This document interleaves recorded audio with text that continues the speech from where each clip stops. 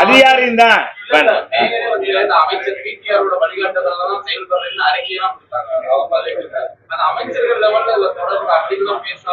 இல்லைங்க, நான் பேசாம இல்ல. இதுக்கு துணையா இருக்கிற அமைச்சர் பொதுவா இது கேவலம் இந்த ரெண்டு அமைச்சரும் என்ன செய்யறாங்க நான் கேட்கிறேன்.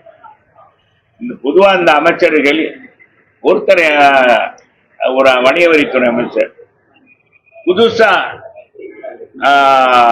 மேற்கு தொகுதியில டிஃபன் கேரியர் கொடுக்கிறார்.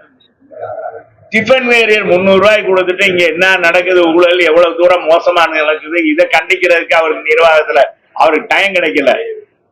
மூர்த்திக்கு பிடிஆர் பழனிவேராஜன் அப்படியே சைலண்ட் ஆயிட்டாரு. என்னைக்கு அவர் பதவி இறக்கம் பண்ணாங்களோ அதுல இருந்து சைலண்டா வர்ற தேர்தலில் நிப்பாரா நிக்கலாரா தெரியல. அவர் எங்க போங்கடா, உங்களுக்கு உங்க புங்கச்சோறு வேணா இந்த பூசாரி தொழில் வேணான்ற மாதிரி அவர் இருக்காரு. இது ரெண்டு அமைச்சரும் போய் இந்த மாதிரி அரசு நிகழ்ச்சியில் கலந்து கொள்வதே அசிங்கமா இல்லையா? மக்கள் என்ன நினைப்பாங்க? பொதுவா டிஃபன் கேரியர் வாங்கிட்டு போறோம், இவெல்லாம் ஒரு அமைச்சர் இது ஒரு டிஃபன் கேரியர் கொடுத்துட்டாய. இங்க நடக்குது பெருத்த ஊழல், இதை கண்டிக்கிற வகை இல்ல, இந்த அமைச்சர் என்ன செய்யறான் அப்படின்னா நினைப்பாங்க.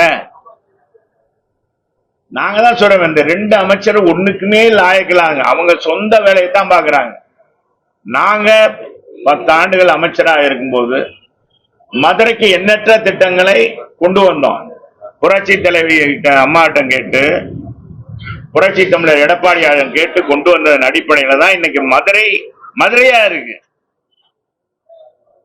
மதுரை சுத்தி இப்ப உங்களுக்கு தெரியும், குடிமராமத்து பணி மூலமாக எல்லா நீர்நிலைகளும் ஆழப்படுத்தி கரையில வலுப்படுத்துவதன் அடிப்படையில் மழைநீர் தேக்கப்பட்டதன் அடிப்படையில நிலத்தடி நீர் கூடி இருக்கு. முல்லை பெரியார் கூட்டுக்குடிநீர் திட்டத்தை கொண்டு வந்ததன் அடிப்படையில இன்னும் 40 ஆண்டுகளுக்கு இங்க மதுரையில குடிநீர் பிரச்சனையே இல்ல. 24 மணி நேரம் தங்குதடைன்னு வீட்டுக்குள்ளே தண்ணி பிடிச்சுக்கலாம் அப்படின்னு வரலாறு படிச்சிருக்கோம். வானலால் இங்க ஆஸ்பத்திரி பாருங்க, ராஜாஜி பொது மருத்துவமனை இன்னைக்கு தனியார் மதுரையில இருக்க தனியார் மருத்துவமனை காட்டிலும் நம்ம அரசு மருத்துவமனை அவ்வளவு தூரம் சிறப்பா கட்டட வசதி. அதே மாதிரி பாத்தீங்கன்னா மருத்துவ கருவிகள் வாங்கி கொடுத்திருக்கிறோம். அதே மாதிரி பாலரங்கபுரத்துல புற்றுநோய் சிகிச்சை மருத்துவ மையம் கட்டி கொடுத்திருக்கோம் 50 கோடியில.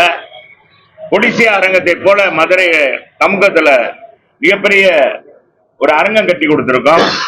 மாவட்ட ஆட்சியாளர் துணை கட்டடம் கட்டி கொடுத்திருக்கோம். ஒரு திட்டம் சொல்லுங்க, இந்த அமைச்சர் 2 பேர் அடங்கி இருக்காங்களே, இந்த 2 அமைச்சர்களும் நான் அமைச்சரை சொல்ல இதான் நீங்க இதை கொண்டு போயிருவீங்க, அப்புறம் மாநகராட்சி இது பண்ணிடுவீங்க. 2 அமைச்சர்களும் என்னங்க திட்டம் கொண்டு வந்தாங்க சொல்லிக்கலாம். நான் ரோடு போடுறது மத்திய மாநில அரசு கொடுக்கிற நிதியில ரோடு போறாங்க. இவங்க என்ன திட்டம் கொண்டு வந்தாங்க? மதுரைக்கு மெட்ரோ திட்டம் நாங்க வந்துச்சா? ஐடி பார்க்கு நாங்க கொண்டு வந்துச்சாங்களா? தொழில் கேரியர் கொண்டு வந்தாங்களா? வரி முறைகேடு இவ்வளவு தூரம் நடக்கிறதுக்கு காரணம் இந்த அமைச்சர்கள் தாங்க. இவங்க ஒழுங்கா போய் மாநகராட்சி ஆய்வு பண்ணியிருந்தா இந்த முறைகேடுகள் இவ்வளவு தூரம் நடந்திருக்குமா? அமைச்சர் குற்றஞ்சாட்டுன்னு இதோட மட்டும் போட்டுறாங்க. முதல்ல இத இது பண்ணுங்க. அதுக்குதான் நான் அங்க மத்ததுக்கு போக மாட்டேன்னு நீங்களா தொடங்கி விட்டீங்களா தலைவா? இதுக்குதான் நாளைக்கு பதில் சொல்றேன்னு சொன்னேன் நான்.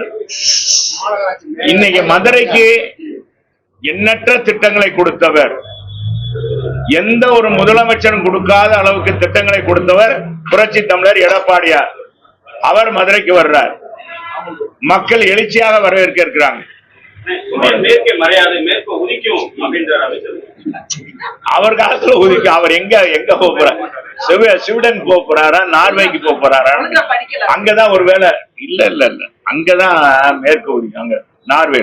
மூர்த்தி ஓரளவுக்கு ரொம்ப இதாயிட்டாரு, அங்க போயிடுவாரு. குடி மாத்தி போயிடுவாரா என்னன்னு தெரியல. அவர் சொல்லுவதெல்லாம் சும்மா இதுங்க. இதெல்லாம் இந்த 6 மாசத்துக்கு தான். அப்புறம் அவர் எங்க இருக்காருன்னே தெரியாதுல்ல. அதெல்லாம் ஒண்ணும் கிடையாது. ஏன்னா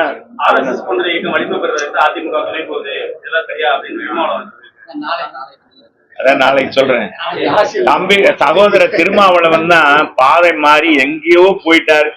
திசை தெரியாத காட்டுக்குள்ள போயிட்டாரு. காட்டுக்குள்ள போயிட்டு புலம்புற என்னமோ சொல்றாரு. அதுக்கு அவருக்கு சகோதரருக்கு பதில் சொல்வது சரியா இருக்காது. அதிமுக கொள்கையிலிருந்து என்றைக்கும் வலுவாது என்பது அவருக்கும் தெரியும், எல்லாருக்குமே தெரியும். அதிமுக எடுத்த கொள்கையில் மாறவாது. எங்களுக்கு கொள்கை இருக்கு. எங்களுடைய கொள்கை பிரகாரம் தான் எங்க புரட்சி தமிழர் நடந்தார், புரட்சி தலைவர் நடந்தார், புரட்சி தலைவர் அம்மா இருந்தாங்க. இப்ப புரட்சி தமிழர் எடப்பாடியார் நடக்கிறார். யாருடைய கொள்கையும் பின்பற்ற யாரும் எங்களுக்கு எஜமானம் இல்ல, நாங்க யாருக்கும் அடிமையும் இல்ல. நாங்களும் யாருக்கும் எஜமானம் இல்ல, யாருக்கும் அடிமை இல்லை. அதை புரிஞ்சுக்குங்க. சரி, வணக்கம். நீங்க அப்பா நீங்க இந்த மாதிரி இது பண்ணிட்டு இதை மாத்துறாங்க அப்பா.